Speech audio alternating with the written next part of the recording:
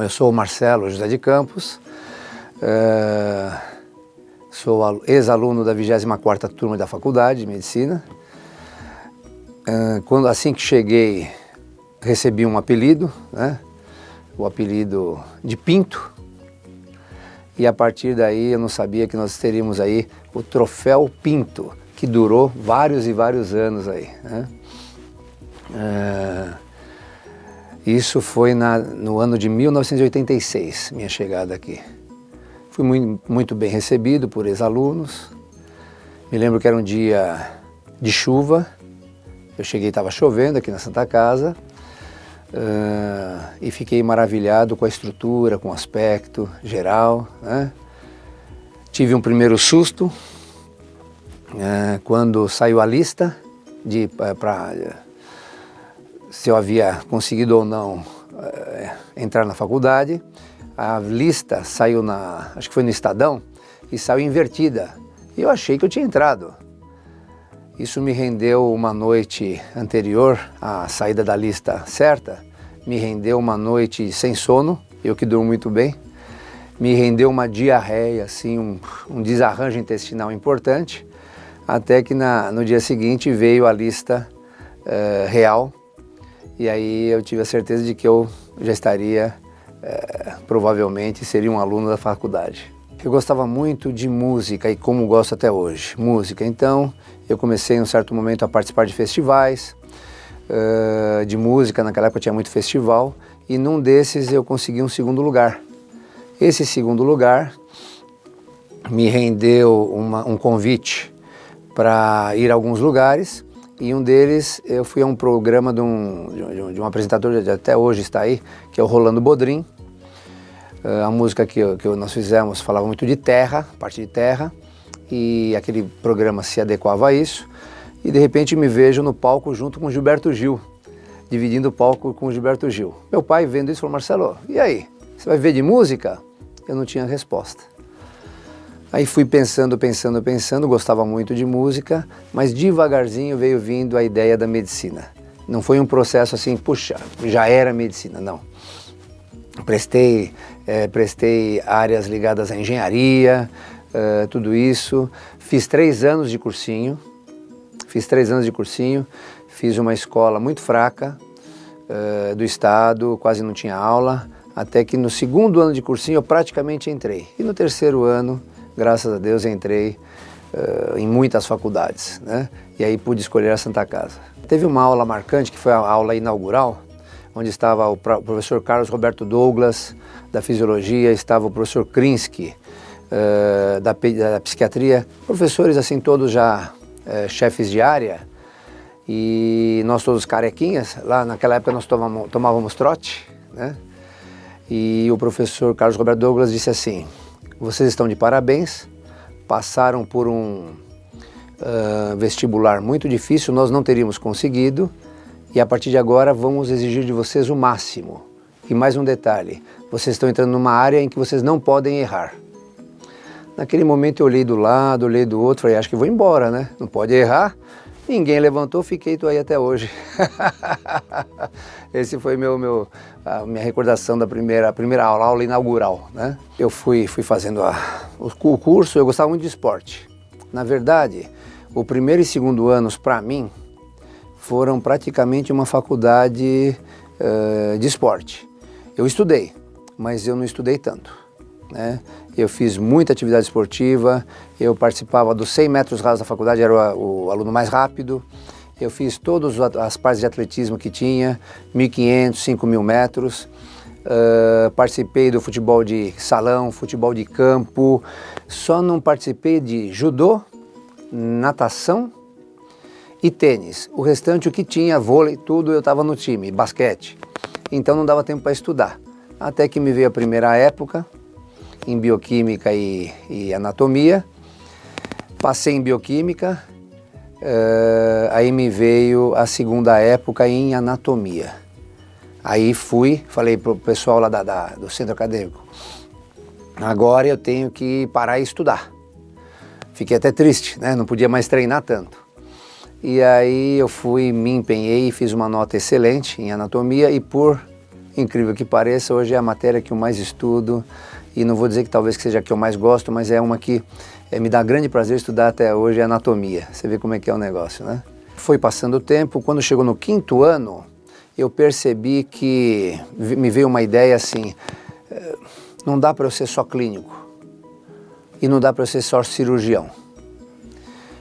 Para ser um médico completo, porque a faculdade buscava muito isso, né? A relação médico-paciente, então, eu preciso fazer um pouco de cada. E fui procurando uma especialidade onde eu conseguisse fazer um pouco de clínica e um pouco de área cirúrgica. Tentei a cirurgia geral, dei uns plantões voluntários aqui na faculdade. Quando chegou no 7º plantão voluntário, eu já estava pesado. Eu percebi que não era aquela área, cirurgia geral. Aí, quando eu entrei na ortopedia, comecei a entrar em contato com placa, parafuso, osso, no 6º ano de faculdade. Aquilo foi um marco na minha vida. Falei, puxa, é isso que eu quero. E estou até hoje na ortopedia e traumatologia.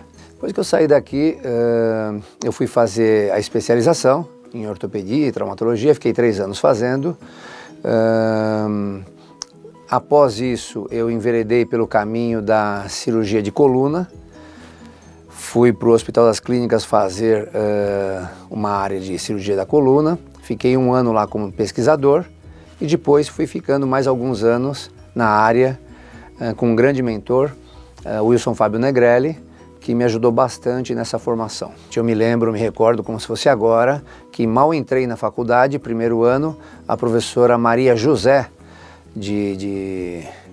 da enfermeira, nos levou para fazer curativos lá na ortopedia.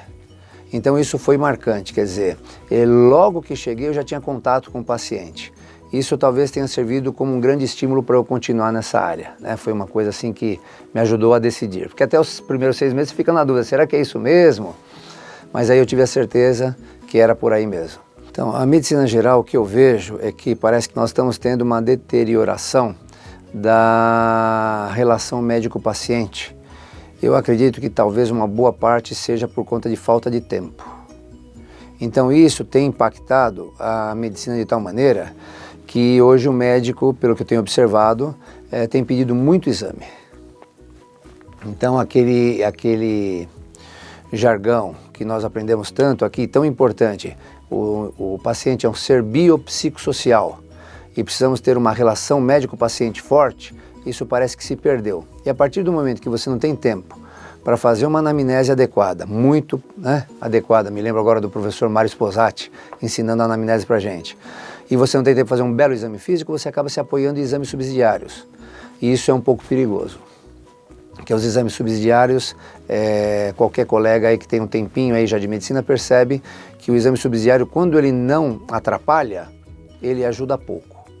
Quando ele não atrapalha, ele ajuda pouco, de ressonância magnética ao que for.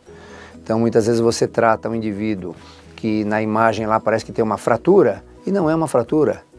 Não é uma fratura, o paciente não tem sintoma, ele veio por um outro motivo. Por quê? Tem alguns exames que condenam muitas coisas sem relação com a clínica. Eu acho que o futuro da medicina é passar um pouquinho por essa reflexão. Nós temos que refletir.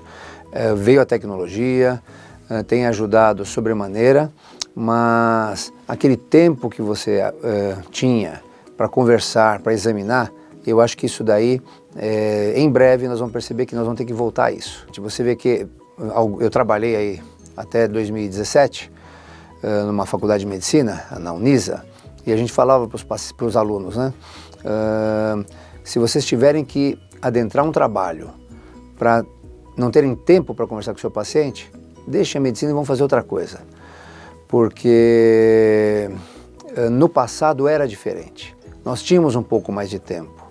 Não havia tanta tecnologia. Já havia, mas não havia tanta tecnologia. Computador, eu lembro que quem tinha computador era o professor Cássio. Ele tinha um 386 ali na medicina social, quer dizer, ninguém lidava com isso. E hoje, muitas vezes, você vê alguns tipos de abordagem ao paciente inicial que quase não se tem nem contato com o médico. Basicamente, o médico responsável recebe as imagens de uma fratura de coluna, por exemplo, no seu consultório e já marca a cirurgia para o dia seguinte sem ele ter visto. A equipe viu. Eu acho isso temerário, complicado. Os pacientes tendem a aumentar com relação ao aspecto Brasil, nós temos aí um apelo muito grande ao envelhecimento da população. O número de fraturas virá em maior número, o número de problemas cardíacos como insuficiência cardíaca serão maiores porque as pessoas estão tendo longevidade. A média hoje está em 82 anos, né, de vida, quer dizer, não é baixo, né? Então eu acho que a perspectiva do ponto de vista de exercício profissional com relação a espaço para trabalhar vai ser grande. Eu só acredito que nós precisamos melhorar um pouquinho a forma de trabalhar, a forma, né? Voltar um pouquinho ao que eu já falei aí na entrevista para vocês. Atualmente eu lido com 2 consultórios, percebendo esse problema da falta de tempo com relação a convênios, eu acabei assumindo uma carreira, entre aspas, solo. Hoje, esses 2 consultórios eu atendo praticamente pacientes só consultas particulares. Vendo uma pesquisa do Conselho Federal de Medicina, de alguns anos atrás, 5% só dos médicos viviam dessa maneira. Todos têm aí pelo menos um vínculo público ou o que quer que seja. Eu não, eu estou nessa carreira solo e levo meus pacientes para operar em alguns hospitais, né, de acordo com os convênios dele, mas tudo via particular. Eu acho que é uma via que deve ser lembrada aos alunos que estão aí fomentando um espaço na área, abrir uma portinha, lembrar, eu, por exemplo, fui de boca em boca, boca em boca e boca em boca, e isso depois de quase 30 anos, dá para trabalhar com esse grupo de pacientes que vai aumentando paulatinamente, né? Então acho que tem que lembrar dessa via como uma maneira até de defesa do médico na sua parte médico profissional. Eu acho que isso é uma forma importante, né? A gente sempre procura uma via, puxa, preciso ficar empregado, preciso ter um 13º salário, mas às vezes essa via ela pode ser aparentemente um pouco mais demorada, mas ela existe. Tinha uma frase do nosso querido José Marcos Pereira, esse professor aqui da Santa Casa, da dermatologia. Eu não sei se eu posso falar isso, tá? Aí qualquer coisa vocês cortem. Mas ele falava assim que, Marcelo, é melhor você ser cabeça de mosquito do que bunda de elefante. Então, cabeça de mosquito, você controlar suas coisinhas, dar o norte como você acha, parece que isso é muito importante, mais importante que você dizer, eu sou aquele outro hospital e fica nisso, e na verdade você às vezes não tem uma valorização necessária, você não tem o tempo necessário para trabalhar direito, e isso pode te dar uma insatisfação profissional. Subemprego existe de forma muito fácil, né, hoje para médico. Subemprego, né? O indivíduo trabalha bastante e ganha muito pouco. Você veja aí o abandono que está tendo dos mais médicos, né? Uma coisa impressionante, né? Por falta de condição mesmo para o profissional. Mas eu acho que sempre vai ser um pouco mais demorado. Você plantar o próprio café, você criar a própria cabecinha de gado, tem um tempo de maturação para você ter a colheita. Mas essa colheita eu acho que ela corre menos risco de se deteriorar, de eventualmente você não ter mais aquele grupo tão importante que é o paciente para você cuidar. Eu acho que demora mais ainda hoje, acho que demora mais. Aproveitar essa oportunidade para agradecer a tantos professores, funcionários, colegas, né, que participaram de uma maneira direta ou indireta na minha formação, né? Dizer que, como parafraseando alguém que disse o seguinte, os meus melhores livros são os meus colegas médicos. Então, a experiência profissional, quer dizer, eu uso muito disso para o trabalho diário, né? É isso.